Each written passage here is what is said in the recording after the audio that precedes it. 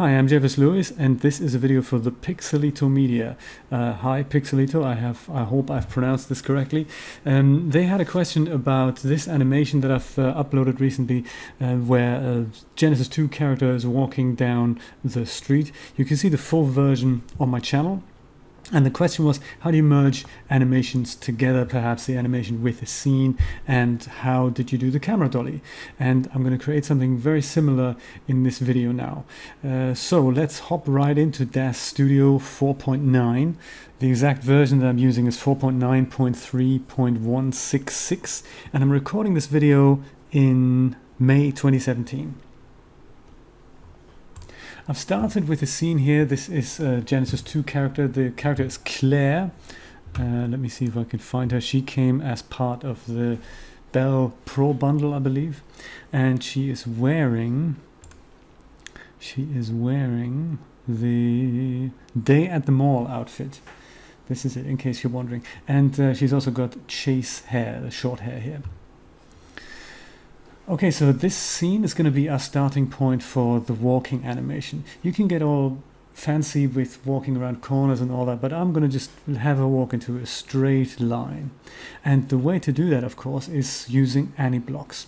So in case you don't have your aniMate and your timeline open, just double click on one of them and then they spring open. If these tabs don't show up anywhere in your interface, you just head over to Window, Panes, and then there you go, you have the timeline, and you also have aniMate 2 up here. There we go. We're interested in the aniMate tab for now, and I'm going to use a couple of animation blocks from Scar Motion. And in the bottom left corner here, you've got this drop down menu, and if you click on that, that's a little bit like the content library, but only for aniBlocks. So anything that's in your DAZ Studio library that is in the folder called aniBlocks will show up here. So I've got some from aniMate, some from an older aniMate Plus version here, and they all work still more or less with the current generation of Genesis, or with Genesis 2. Some work better than others, so these don't seem to work at all, which is why we're not going to use them. So we're going to use the ones from Scar Motion here. Let's open this up. So we have a couple of aniBlocks where if you hover over them, the animation is getting previewed here. Let me just zoom out a little bit so we can see the full effect and shift her over to the right a bit. I've got something that lets her walk in heels, and I've also got something with breast and arse bounce, I guess. Still a heels walk, and then this one, I guess, lets her walk with flat shoes. And that's the one we're going to use. So in order to use one aniBlock, you just grab it and drag it into the timeline somewhere here. You can then move it around in the timeline. So obviously we want to have her start here.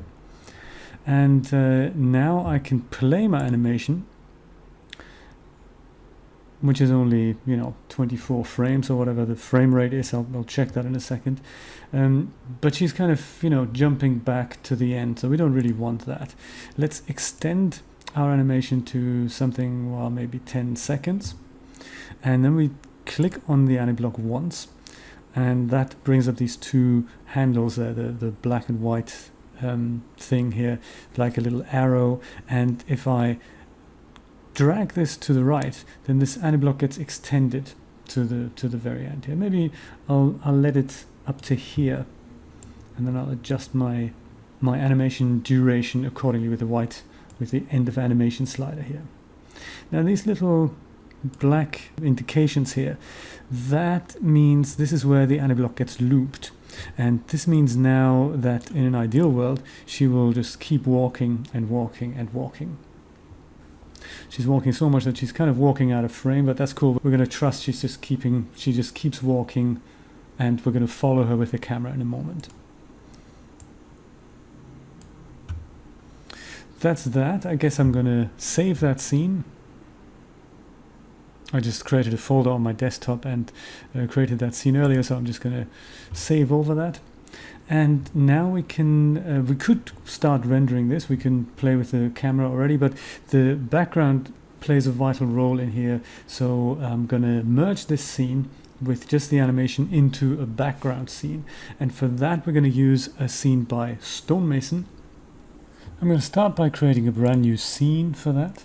You don't have to do it, but I prefer to do it. And into it we'll start loading that urban sprawl scene. So I believe on this machine I've got a couple installed. In case you don't know where they are, you can just go to all products up here in the smart content folder and then search for something like urban. Oops. There we go, yes. So I've got Urban Warrior and Urban Edgy outfit here, and I've also got the Urban Sprawl 3 and 2. I've not actually explored Urban Sprawl 3, so I'm going to stick with Urban Sprawl 2 here, because it has only 3D light shaders, and the Genesis 2 character only comes with 3D light shaders, so that's the spirit. So the scene is split into 4 parts: northeast, northwest, southeast and southwest, if we only wanted to load a part of the city.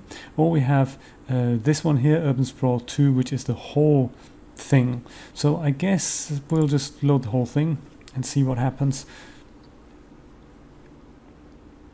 Takes a moment for DAZ Studio to do that.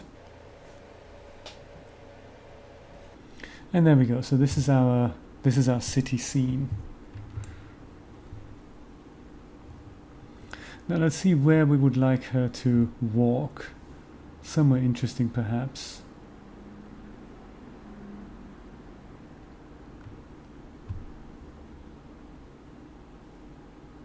Well, I guess we can try and make her walk down this middle path here. We'll see how that works.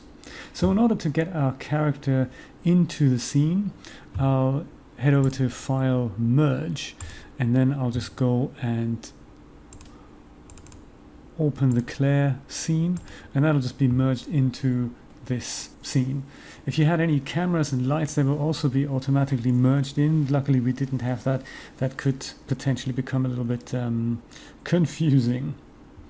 So the first thing I want to do here in my scene is I'd like to clean this up a little bit. So let me create a new null, or a new group more like it, and I'm going to call that city.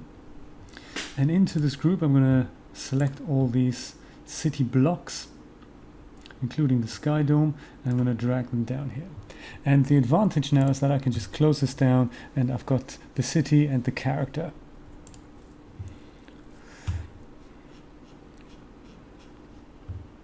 Now if we play our animation, she's walking that way, so that's kind of cool, but we want her to walk down this middle path here. So the easiest way to do that then is to leave the character where she is and just click on the city and go to the parameters tab and see if we can't just rotate the whole scene. So right now I'm going to head over to rotation, and this is the y-axis that I'd like to rotate it in, and I would like to perhaps frame it like so. And now with the Y rotation, rotating, well, it's the wrong way around. I'm going to rotate the whole scene so that she's lined up with the middle strip. So let's say that's about 90 degrees here. And what we also need to do is we need to bring this forward a little bit so that she can start at the somewhere back here, and that I guess is the blue axis, so that's the Z translation.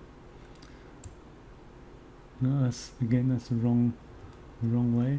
And so let's just slide that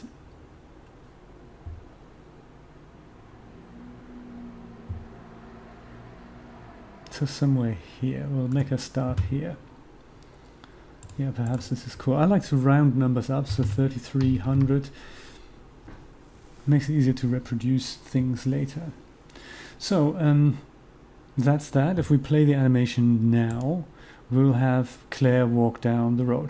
So I guess we also need to do something about the height if we were to show her feet.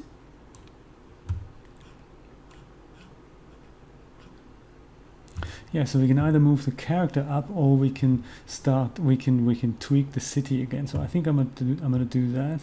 I'm gonna use the Y translate here and just bring the whole scene down a little bit. When you make these adjustments, make sure you're on the first frame of the animation. So that should do the trick.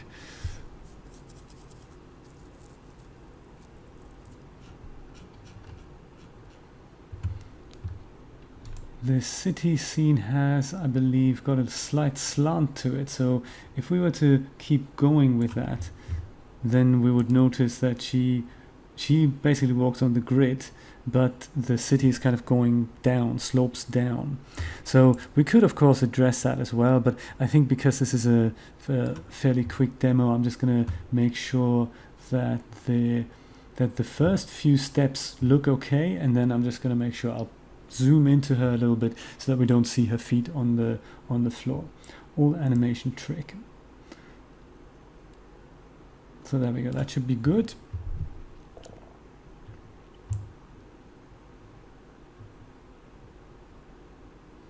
And then there's one other thing. If we just make her walk like that, she will inevitably hit something like a lamp post, I guess, somewhere, if we actually go that far, which I believe we may.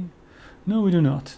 Oh, that's good. That's good. So 10 seconds or 9.5 seconds, she was not going to walk into a pole. However, I think we should move the whole scene further to the left a little bit so that she kind of walks on the left hand side here, or right hand side, depending on what you're looking at. So let's have a look at the city again, and that is the X translate axis. Let's just move everything to about here. In fact, could even make this go back a little bit so that she walks past this lamppost. How's that? Yeah, let's do that. Starts here. Perfect. Now that we've done that, of course, we need to adjust the height again, I guess. Oops. Yes, I thought so.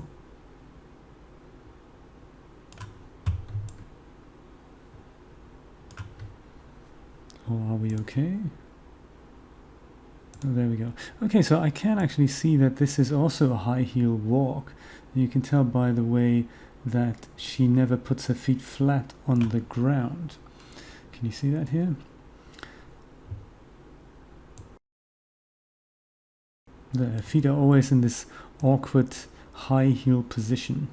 But it's not an issue because we can adjust this inside the aniBlock. So let's click into here. It's a little bit awkward to get to. You basically have to click inside an aniBlock and then click out of it again so that this thing turns green again. And then we can click on this little high heel icon, and that's the foot offset. And in our case, we're going the negative way, no, the positive way, yeah, the negative way, about 15%, I guess.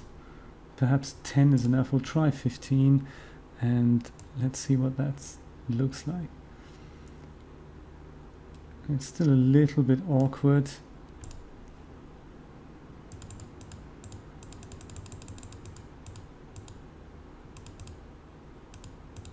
Yeah, I guess I should have given her high heel shoes for a high heel walk.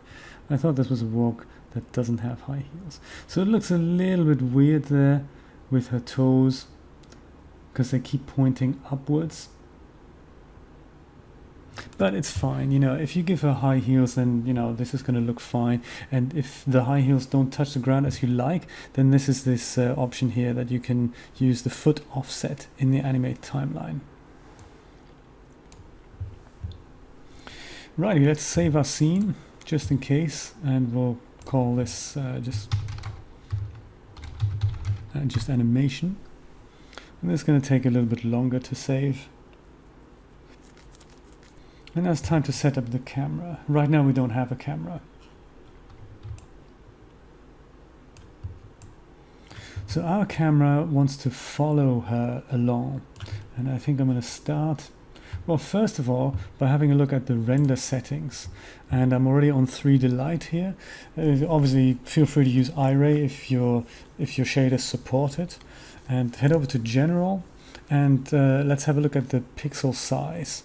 So currently, this is set up for 1920 by 1080. That's good, even though it'll take a while to render. So let's see if we can find something like just standard HD 1280 by 720. That should kind of do the trick for now. And once that is set up, the aspect ratio is the same. You can just for the final render set this to as high a capacity as you want, maybe, you know, quad HD or ultra HD if your system supports it, if you have the time to render it. And to see what is actually being rendered here, this is not quite 16 by 9. Head over to these few little lines here and switch on the aspect frame. And then we can frame up our scene properly.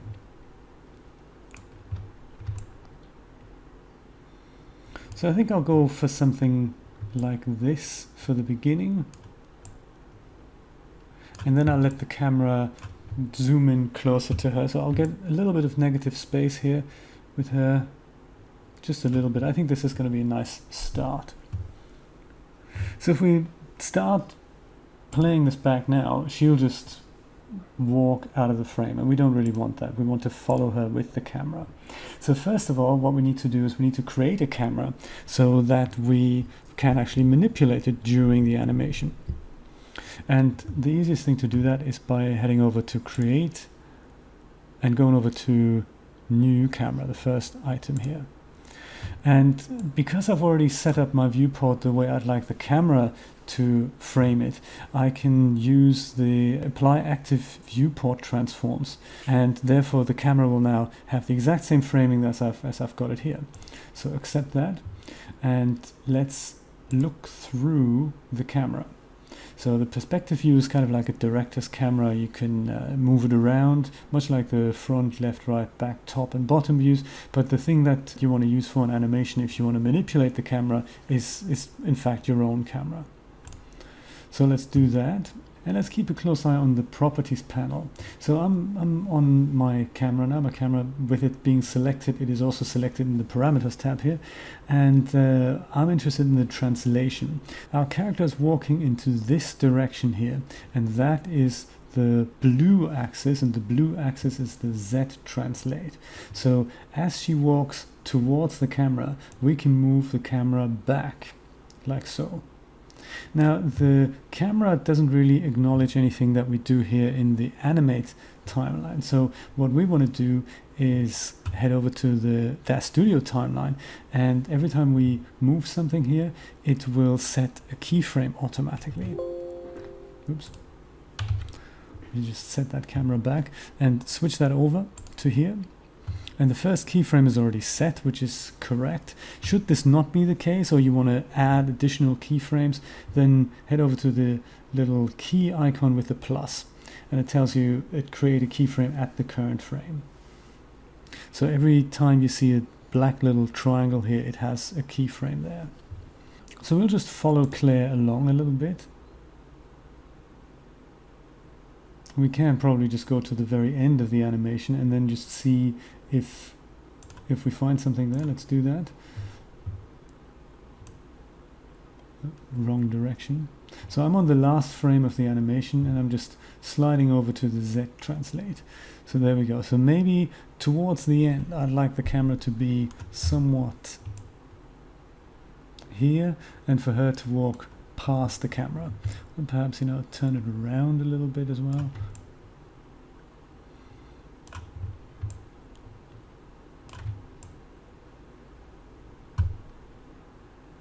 Maybe that's too much. Yeah, just so that we see both sides of the city scene here. In fact, on my last frame, I would like Claire to be already out of shot. So perhaps I'm gonna move it to about here. There we go. Get that building in. Now, I don't really know how this is going to look interpolated over 288 frames. So let's have a look what happens if we slide this back. You can see our camera moving. Yeah, so we need a bit of a correction there. But that's no problem. Let's start at the beginning. So we've got the beginning and the end of the camera.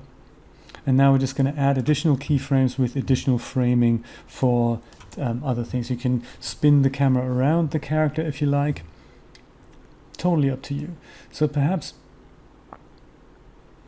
here at frame 30, I would like to be a little bit closer on her already.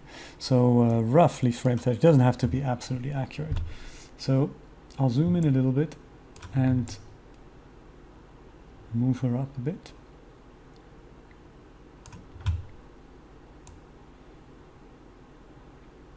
Yeah, that's kind of good. That's perfect. She's walking straight into the camera. That's great. I'll just move this over a little bit because we've seen the trash can here. And really, I'd like to be a little bit closer on her, so I'll do that.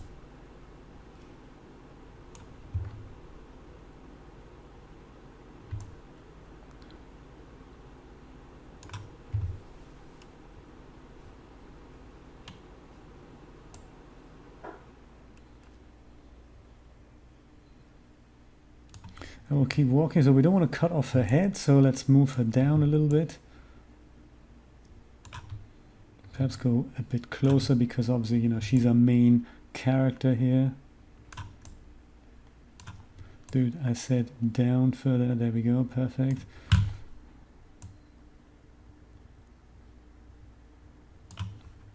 That's kind of cool, but I'm not seeing her face. So just move it up or down a little bit. And this is where she's already leaving our camera frame.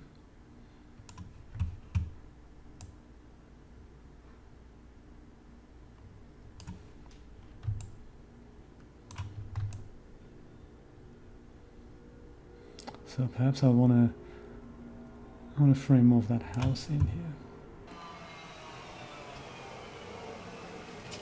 Let's see what it looks like when we play this back.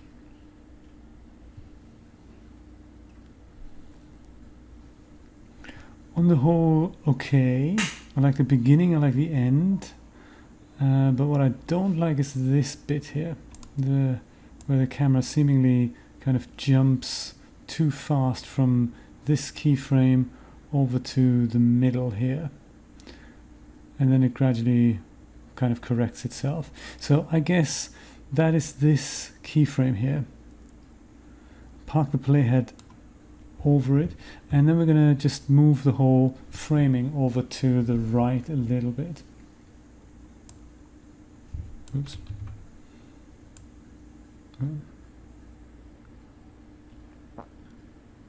So something like that.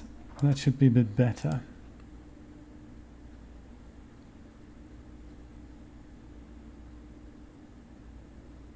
Nice. So it's not perfect, but you know, I'll leave it up to you to play around with it. There's always with animations you can do so much with it.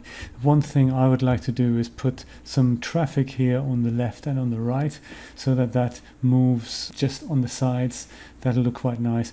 But just to stay with the character here, I think I'd also like to make a blink. If we don't do that, then it just looks like a weird mannequin type thing.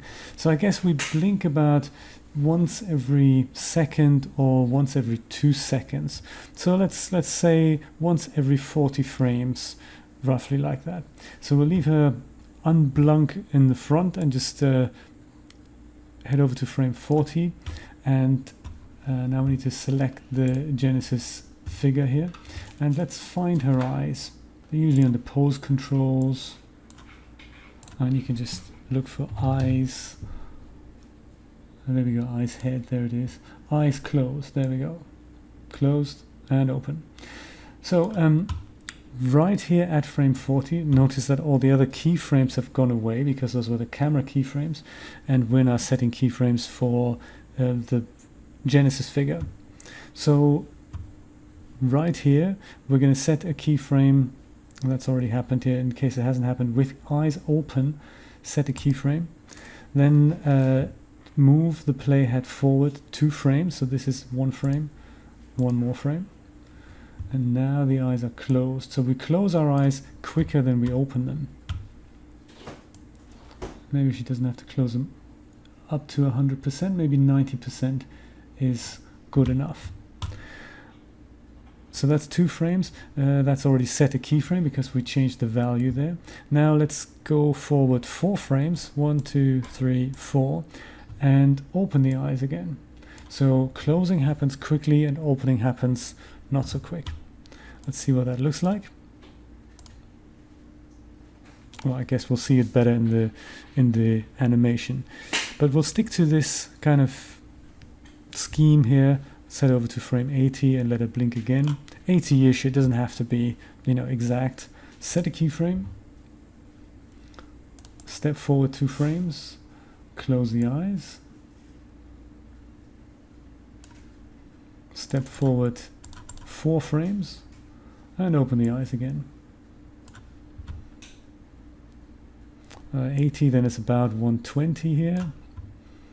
That's kind of nice. We get her as a close-up shot. So once again, set a keyframe, step forward 2 frames, close the eyes,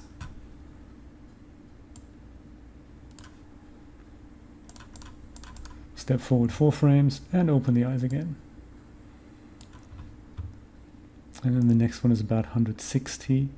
Now the reason why when I move my playhead to 160 and the reason why I need to select a manual keyframe here is if I just closed her eyes, then her eyes would close from this keyframe here, about 100, from frame 130 to about here. So she'd very slowly close her eyes. That's not what we want. We want her to keep the eyes open until here. Make sure the eyes are open here.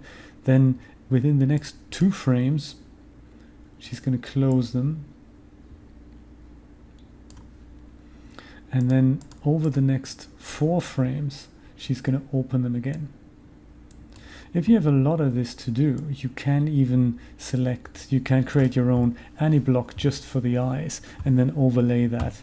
That's another option. But since this is a short animation, it's not really an issue to do that manually. Because then the final thing that we need to look at is light, of course. So we haven't set any light here. Let's have a look what this scene looks like with the default lights in 3D Light. A bit dark and grim. I'm not sure if this particular set does come with lights, but let's cancel this and add our own lights. So in the city, if you open that city block, you see the sky dome. So that's the background here. But the sky dome has the problem that if we set lights from the outside, light isn't going to penetrate the sky dome. So we need to deselect this or make it invisible. But of course we do want a sky, and I'm going to use a product by Predatron, who's made very funky lights for 3D Light. The product's called Predatron's Essential Lights and Skies. And then you've got several options here with or without IDL. IDL takes a hell of a lot longer to render, and perhaps we'll use something like Cumulus Cloud without IDL. So as soon as we double click that, we get another sky dome here. That's kind of nice. So let's see if we just move this forward a little bit. Not sure what's going on with her head here. We'll fix that problem in a minute. Let's render this.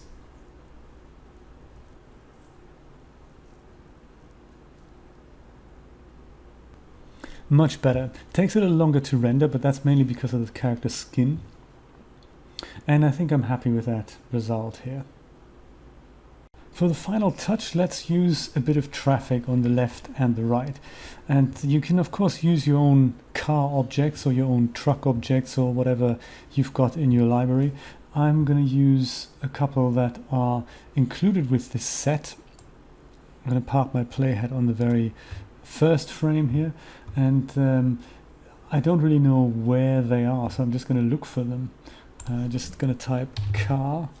One of them is bound to be called car, and there we go. It's somewhere in city, in Northwest Road. There we go, that's the car.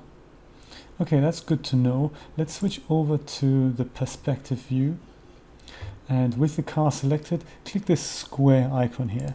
And that means, there it is, a blue, what is it, kind of a sedan type thing. Perfect. That's great. And we can see our figure here in the distance, so he's already on the correct side of the road. I guess all we need to do is make sure that he is a little bit closer in our frame. So in order to do that, I'm going to give myself some more room here. I'm going to close the Smart Content tab, and under Windows I'm going to go to Viewports, and I'll say Side by Side.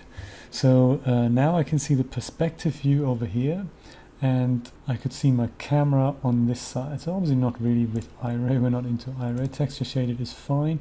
If your computer isn't responding, then you can set this to something less resource intense, for example wireframe shaded. So that's a lot easier on your computer resources here.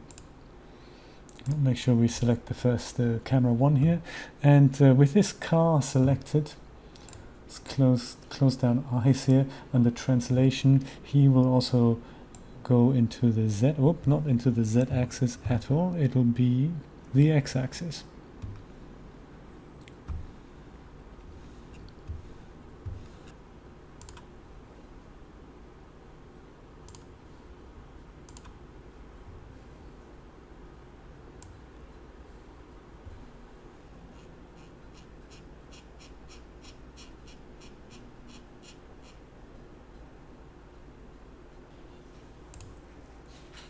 If I move this car a little bit further to the front, we can see that it starts coming into frame here. So perhaps I'd like the car to be out of vision when we start, like here, and that of course sets a keyframe already. And then as I move my timeline forward, here that road would be out of vision here, and I'm looking at this part of my scene here. I guess this is when I'd like him to be having left the frame already. So let's see, if we park the camera here, select our car again, and see if ever we find him here. Yeah, there we go, we can see him just at the end there. Perhaps I'll have him change lanes as well. So by the time he reaches the end, I'd like him to be over here. And then like a nice participant in traffic, just stop here at the lights.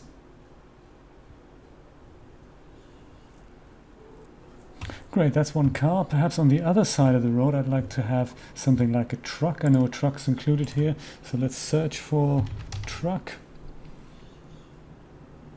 It looks like we have two trucks here. We have this one and that one. Well, let's have a look.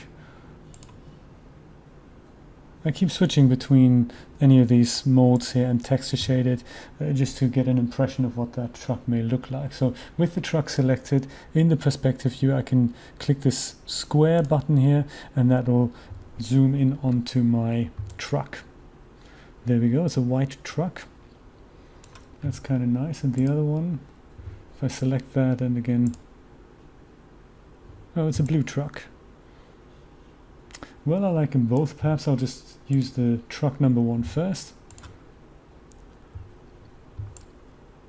And this now, he's on the same road as the blue car, so I need to move him over.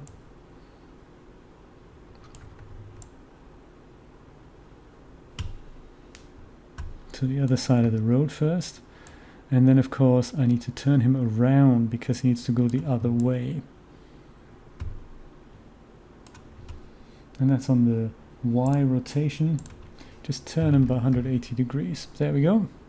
So what I'm going to do now is position the truck at the end of the road and then start him driving down the road and hopefully leave our frame of vision before our character does.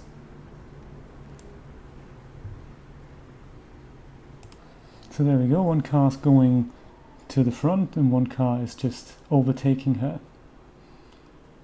I'd love to see this with a higher frame rate, so let's see if we can do this with with wireframe. Well, wireframe looks terrible. Perhaps hidden line.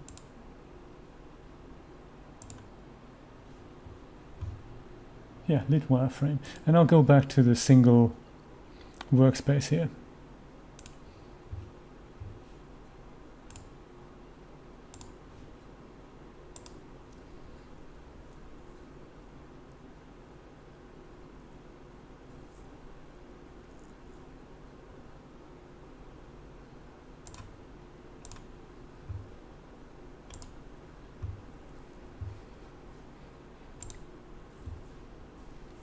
And one final thing I'd recommend if you're just about to render this animation and you're using more than one computer for it, head over back to the aniMate timeline and click somewhere down here when you're finished with the animation, and right click on this empty space and select Bake to Studio Keyframes.